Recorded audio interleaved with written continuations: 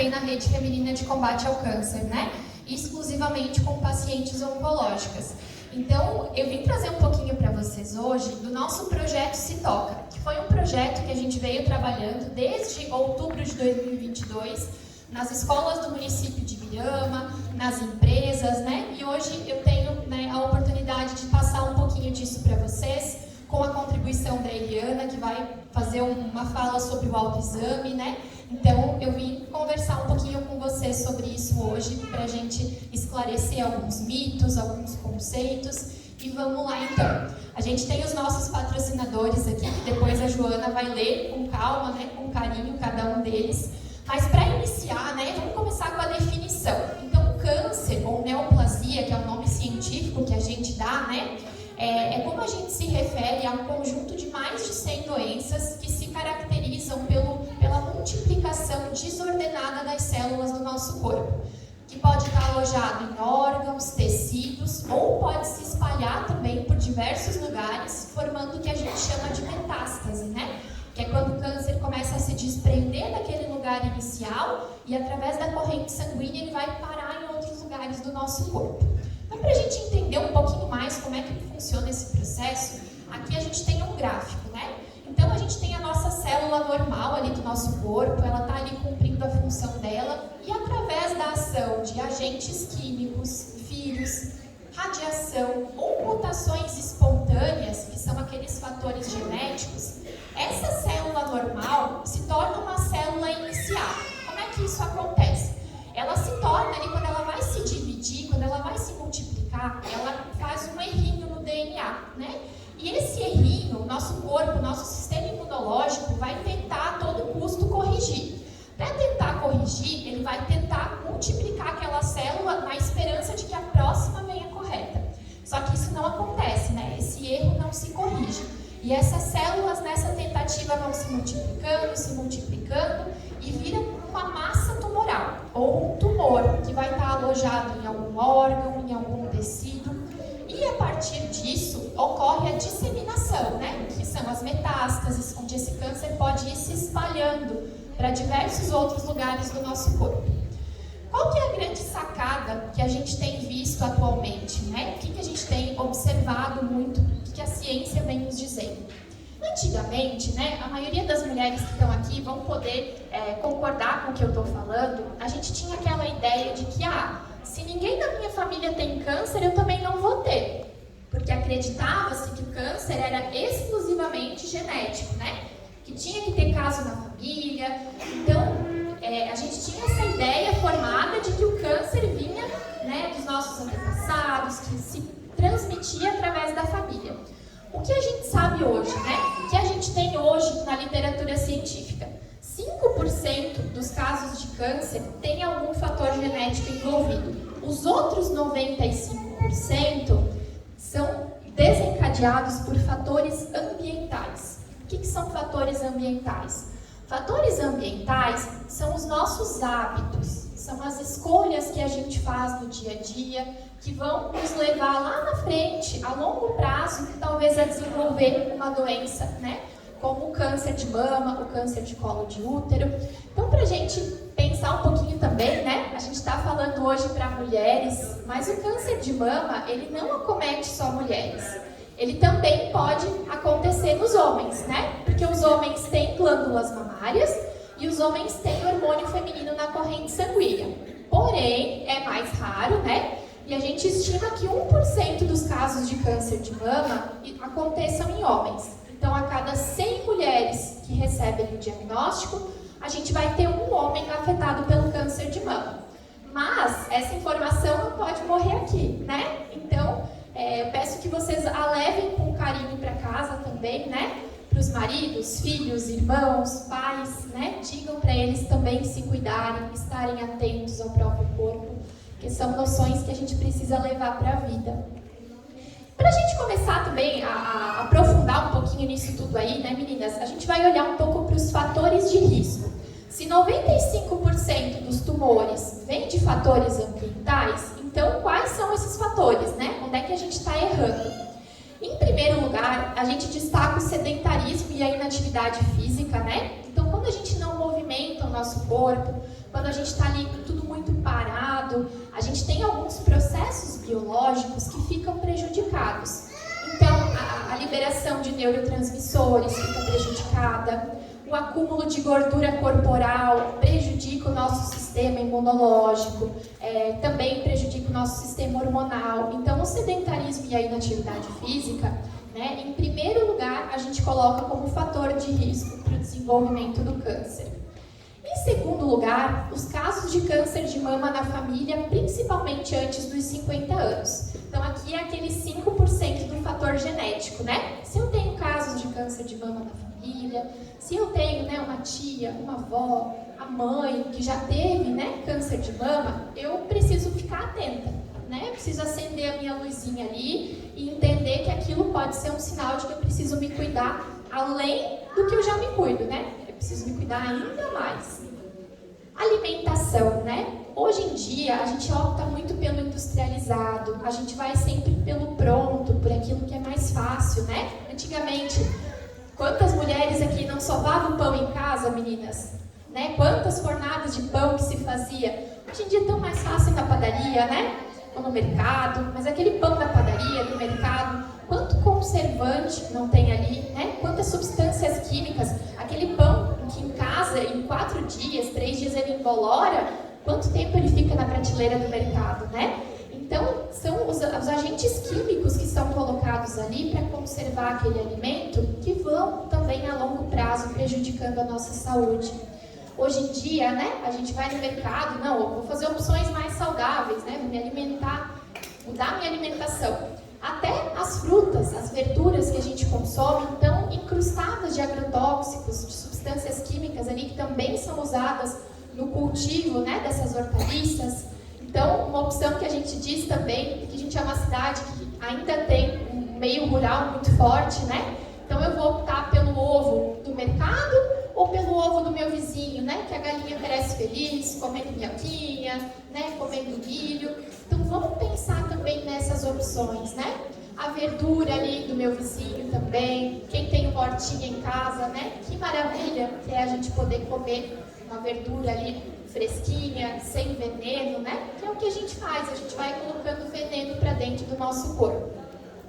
O consumo de bebida alcoólica, drogas, tabaco, né? Então, tabaco, a gente tem todos os produtores de fumaça, cigarro branco, cigarro eletrônico, narguilé, charuto, né? Todos esses produtores de fumaça, eles favorecem e muito o desenvolvimento do câncer. Não só o câncer de mama, mas de diversos outros tipos de câncer. Exposição frequente a radiações ionizantes, né? O raio-x. Então, profissionais que trabalham nessa área, que têm contato frequente com a radiação, também têm uma tendência, uma predisposição maior a desenvolver a doença. O uso de contraceptivos hormonais, estrogênio, progesterona, né? Então, os anticoncepcionais, o DIU hormonal, os implantes subdermais, aquela injeção de anticoncepcional, a longo prazo também podem favorecer o desenvolvimento do câncer de mama, né? A reposição hormonal na menopausa. Então, são temas que a gente tem que estar atenta. Precisa buscar o profissional de confiança, né? Como foi falado, se for a enfermeira, se for a NUCI, né? Se for o médico ali que atende vocês no postinho. Então, a gente buscar e conversar, né? Quais são os ganhos que eu tenho com isso? Quais são as perdas, né? E eu vou botar na balança. O que vale mais a pena para mim, né? Principalmente as mulheres que estão próximas ou entrando na menopausa, é importante se atentar a essa questão hormonal. O câncer de mama, né, quando ele tem um fator hormonal, geralmente ele se desencadeia e ele aparece nessa fase da vida. Então é uma fase também que exige um pouquinho mais de atenção. Fatores psicológicos, né? Então agora vamos para a minha praia. O câncer hoje em dia, ele é uma das doenças que a gente tem, né, a maior associação com fatores psicossomáticos. Câncer, doenças autoimunes e alguns tipos de cardiopatia têm esse fator muito forte da correlação, né, com fatores psicológicos. Então, o que é uma doença psicossomática? Quando aquilo que está na minha mente, as minhas emoções, a minha ansiedade, quando eu não dou conta de elaborar aquilo a nível da minha mente, o corpo paga o pato, né? Então, uma mulher, um homem, né? Quando a gente se sente estressado, quando a gente está isolado emocionalmente, por isolado emocionalmente eu digo a gente está desconectado dos outros, né? A gente tem um prejuízo muito grande no nosso sistema imunológico. Nosso sistema imunológico, como a gente viu no gráfico lá de trás, está envolvido nesse processo de replicação anormal das células. Então é importante a gente estar atento também a isso e a gente vai ampliar um pouquinho mais, né, essa questão da saúde mental, mais lá para o finzinho da palestra, mas hoje em dia a gente tem essa correlação, a gente já consegue, através de pesquisas, correlacionar o câncer com fatores psicológicos. O câncer de mama, né, quando a gente fala em psicossomática e a gente olha para o câncer de mama especificamente, ele vem muito desse fator da gente negar a gente mesmo, a gente se colocar em último lugar. Então eu penso primeiro no filho, no marido, na irmã, na mãe, e eu fico lá em último lugar, né? Então as mulheres geralmente que recebem o diagnóstico do câncer de mama foram mulheres que se dedicaram por muito tempo, uma vida inteira para o outro, né? Que não tiraram esse tempo para olhar para si. Então tem uma pesquisa americana que entrevistou mulheres que receberam o diagnóstico e elas estavam prestes a passar por tratamentos dificílimos, né? Quimioterapia, radioterapia, cirurgia, e eles perguntavam qual era a maior preocupação dessas mulheres. E elas respondiam, como a minha família vai reagir ao diagnóstico? Agora, né, eu vou estar debilitada, como é que meu marido vai se virar? Né? Então, elas passando por aquela barra toda e preocupadas com os filhos, com o marido, como a família iria reagir. Então, é esse fator, né, de ir negando a gente mesmo, se colocando lá para trás, olhando muito para as necessidades dos outros à frente das minhas. E assim, agora a gente vai falar um pouquinho, né, meninas, também, a gente optou, né, eu, Eliana, a dona Nelci, optamos por falar um pouco também sobre o câncer de colo de útero. Em outubro a gente faz a prevenção ao câncer de mama, né? Mas como estamos falando diretamente com mulheres, nada mais justo do que a gente trazer também uma palhinha sobre o câncer de colo de útero. Acredito que aqui eu esteja de frente com muitas mães, tias, avós, madrinhas, né? E é muito importante que essa informação também chegue aonde deve chegar e que vocês a levem adiante, né? A gente tem um fator muito importante que é a vacinação contra o HPV. A gente já tem institutos, né, prevendo que a longo prazo, daqui a 20, 30 anos, a gente vai erradicar o câncer de colo de útero através das campanhas de vacinação. A Eliana vai explicar para vocês também, né, um pouquinho mais sobre isso. Mas quando a gente fala de câncer de colo de útero, a gente tem como fator de risco o início precoce das relações sexuais, a multiplicidade de parceiros, antecedentes de doenças sexualmente transmissíveis, a higiene genital inadequada e as infecções virais pelo herpes tipo 2 e pelo HPV. Então, o câncer de colo de útero está correlacionado principalmente com a infecção do vírus do HPV.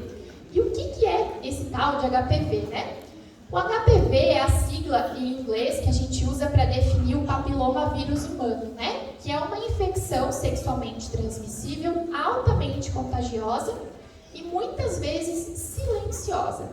Então, muitas das pessoas, tanto homens quanto mulheres, que são portadores do HPV, não manifestam nenhum sintoma.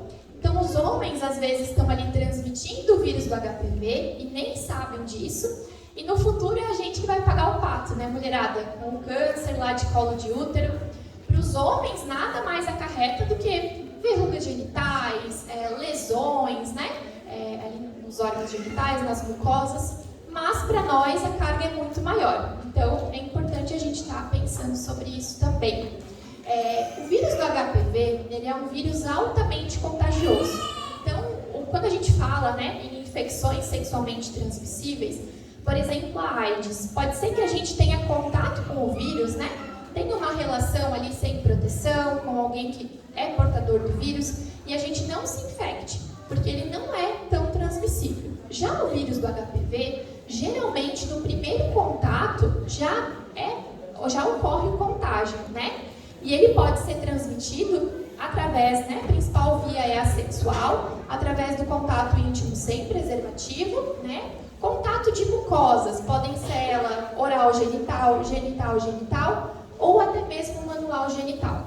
E ele é tão transmissível que, em casos mais raros, ele pode ser transmitido no contato de pele com pele. Então, em um abraço, em um aperto de mão, né, a gente pode também se infectar pelo vírus do HPV. Também pode ser transmitido de mãe para filho na hora do parto, né, que são as vias de transmissão que a gente tem hoje catalogadas aí do vírus do HPV. Então, para a gente olhar um pouquinho também para os fatores de prevenção, né? Eu estou aqui tocando terror em vocês, né, dizendo que isso, aquilo, aquele outro, né, pode favorecer o desenvolvimento do câncer aí a longo prazo. Então, vamos falar um pouquinho também do que a gente pode fazer para evitar, né, essa doença. Então, em primeiro lugar, a prática de atividade física, né? Se o maior fator de risco é o sedentarismo, então o maior fator de prevenção, a atividade física. A atividade física, ela equilibra os nossos níveis hormonais, melhora o sistema imunológico, ajuda na manutenção do peso corporal adequado, né? São fatores que estão intimamente relacionados com o câncer. E meninas, quando eu digo atividade física, não é aquela coisa assim, hoje eu corri para cima e para baixo na rua ali, né? Fiz um monte de coisa, já pratiquei atividade física. Não, para o corpo entender que é atividade física, a gente precisa praticar uma atividade de nível moderado, né? Então aquela caminhadinha mais ritmada, uma corridinha, um aeróbico, né? Uma bicicleta. A gente precisa mostrar para o corpo que não é aquilo que a gente está acostumado, né? A gente está saindo da nossa zona de conforto. É importante também a gente ter constância nesse processo. Então, praticar atividade física 3, 4 vezes por semana, quantas vezes melhor, né? Mas pelo menos 3 vezes por semana, para que a gente colha os frutos lá na frente. Em segundo lugar, a alimentação saudável e a manutenção do peso corporal adequado. Então, quando a gente está com sobrepeso, né, o excesso de gordura, ele gera algumas alterações hormonais no nosso corpo que podem tanto desencadear aquela mutação das células, quanto favorecer ali o crescimento de células que já estejam alteradas. Então, aquela célula, às vezes eu tenho um fator genético e a minha alimentação vai acelerar o processo, né? E aqui nesses dois tópicos, pra gente não ficar pensando, às vezes a gente é humano, né, gente? Eu entendo muito bem, todas vocês que estão aqui, e eu também, né, me incluo nessa. A gente fica assim, sai hoje, né? Hoje não, vou começar amanhã. Mas eu sou nova ainda, né? Não tem porquê eu já estar praticando atividade física. Quando eu tiver meus 35 eu começo, né? E a gente tem ganhos também a curto prazo. Não é só a prevenção do câncer. Quando a gente pratica atividade física, a gente já tem também comprovação científica que a gente diminui significativamente os níveis de ansiedade. Eu tenho brincado muito, né, nessas palestras que eu venho dando no mês de outubro, que hoje em dia, né, nesse mundo, tá fácil ser cartomante, benzedeira, porque é só a gente olhar para a cara da pessoa e dizer: nossa, eu tô vendo que tu é muito ansiosa, né? Porque todo mundo aqui, em algum nível, né, enfrenta a ansiedade. Então, hoje em dia, todo mundo está ansioso, né? Sem exceção. Em algum momento a gente se sente ansioso, em algum momento a gente tem que lidar com isso, né? Então, eu brinco, né? Mas as cartomantes aí estão fazendo sucesso, né? Porque é só olhar e dizer: nossa, mas eu vi aqui, tu é muito ansiosa. Todo mundo em algum nível hoje é. Então, a prática de atividade física ajuda e muito nessa questão da ansiedade, né? E tanto a prática de atividades físicas quanto a alimentação saudável influenciam os nossos níveis hormonais. Os nossos hormônios estão relacionados, né, com a tensão pré-menstrual. Então, se a gente pega um mês ali, pratica atividade física, se alimenta direitinho, a gente tende também a colher os frutos na redução dos sintomas da TPM, né? E isso vocês podem, né, num mês ali, alimentando direitinho, fazendo atividade física, vocês já percebem uma mudança muito grande naquela dor de cabeça chata, na cólica, na irritabilidade, né? Então, além daquele ganho que a gente vai ter lá na frente, a gente também tem coisas a ganhar hoje, né? No aqui e agora. Em terceiro lugar, evitar o consumo de bebida alcoólica, né? O álcool, a gente poderia passar horas aqui só falando dos mecanismos que o álcool tem de prejudicar o nosso corpo. Ele torna os tecidos humanos mais suscetíveis a danos, ele prejudica o DNA, ele enfraquece o sistema imunológico. A gente poderia passar horas aqui falando. Mas também a gente não vai ser hipócrita, né, de dizer que de vez em quando não é bom tomar um vinhozinho, um gin, né, meninas? A gente gosta também somos filhas de Deus, né? Mas o que a gente traz aqui em relação ao álcool é que ele tem que ser a exceção, não a regra. Então não é aquela coisa, cheguei em casa feliz, eu vou tomar uma cerveja. Cheguei em casa estressado, vou tomar uma cerveja. Cheguei triste, vou beber um pouquinho, né? Então a gente deixar o álcool para aqueles momentos de descontração, para aqueles momentos que a gente quer comemorar um pouquinho mais, a exceção, não a regra. Em quarto lugar, não fumar ou evitar o tabagismo passivo, né? Então, como a gente falou, o cigarro e esses outros produtores de fumaça estão extremamente relacionados ao desenvolvimento, né, de câncer, tanto de mama quanto outros tipos de câncer, né? Eles possuem mais de 69 substâncias químicas que estão correlacionadas com esse processo. Então, assim, quem ainda é fumante, né? Quem ainda tem marido fumante, diz, fumar lá fora, né? Fumou a vida toda dentro de casa e a gente ali, né, com aquele cheiro de cigarro, aspirando a fumaça. Vamos tocar pra fora, mulherada. Bota pra fumar lá fora, porque eu, né, se eu não fumo, eu também não vou me prejudicar pelas tuas escolhas, né? Então, bota pra fumar lá fora. Quem ainda tem a dependência do cigarro, né? A gente tem hoje em dia o tratamento pelo SUS, né, do tabagismo. Então, procura o postinho, procura o médico, procura as enfermeiras, que elas vão também conseguir orientar vocês muito bem nesse sentido. Em quinto lugar, a gente tem como fator de proteção para o câncer de mama a amamentação. Então, durante esse período, algumas taxas de hormônios que favorecem o surgimento do câncer de mama, eles diminuem na mulher. Também quando a gente amamenta, ocorre uma renovação das células mamárias. Então, talvez alguma célula ali que poderia lá na frente desencadear um câncer, que já tivesse algum dano, enquanto a gente amamenta, né, ela é renovada, ocorre essa renovação celular. Então, quanto mais prolongada for a amamentação, maior o fator de proteção para a mulher. E não podemos deixar de falar também, a gente fala de fator de risco, a gente fala de prevenção, mas a gente precisa olhar também para detecção precoce, né? Então, digamos que todo mundo saia daqui por essa porta hoje diferente. Eu vou mudar os meus hábitos, eu vou fazer diferente, né? Vou seguir tudo certinho à risca.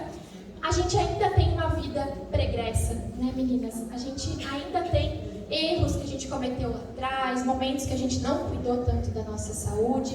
Então, é imprescindível, né, que as mulheres, a partir dos 40 anos, realizem anualmente a mamografia, né, que hoje em dia é o exame que a gente tem de mais eficaz no diagnóstico do câncer de mama. Nas pacientes de alto risco, né, que são aquelas que já têm casos na família, esse rastreio começa até antes, né? Às vezes não com a mamografia, mas com a ultrassom das mamas. E também, né, de extrema importância, a gente pensar no autoexame de mama, que é o que a Eliana vai trazer para vocês agora. E eu quero chamar a atenção para um dado que a gente vem observando na rede feminina, né, nesse contato bem próximo que eu tenho com o câncer de mama, que cada vez a gente tem observado casos em mulheres mais jovens, né? Então, antigamente, a gente também achava que o câncer só dava em pessoas mais velhas, era coisa lá da mãe, da avó, né? E hoje em dia, a gente tem visto esse dado alarmante crescer dia após dia, né? O câncer de mama em mulheres jovens, dos seus 20, 25 anos, 30 anos. E ele não vem mais só naquela forma clássica. Quando eu falo para vocês, câncer de mama, qual o primeiro sintoma que vem à mente? O nódulo, isso aí. E, principalmente nessas pacientes jovens, elas não vêm apresentando esses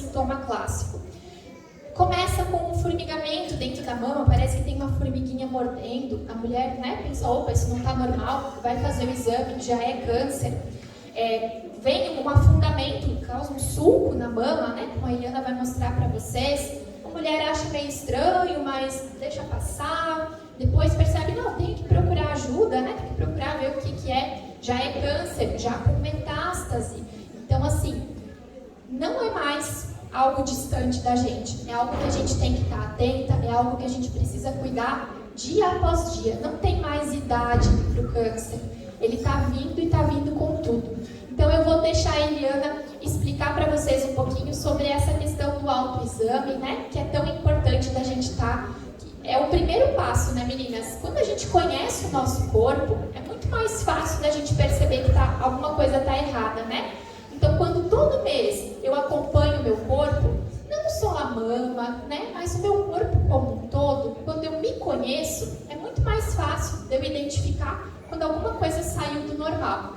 A gente tem que ser a nossa melhor amiga, né? E agora a Eliana vai mostrar para vocês como a gente pode fazer isso. Então, assim também convidamos a enfermeira Eliana.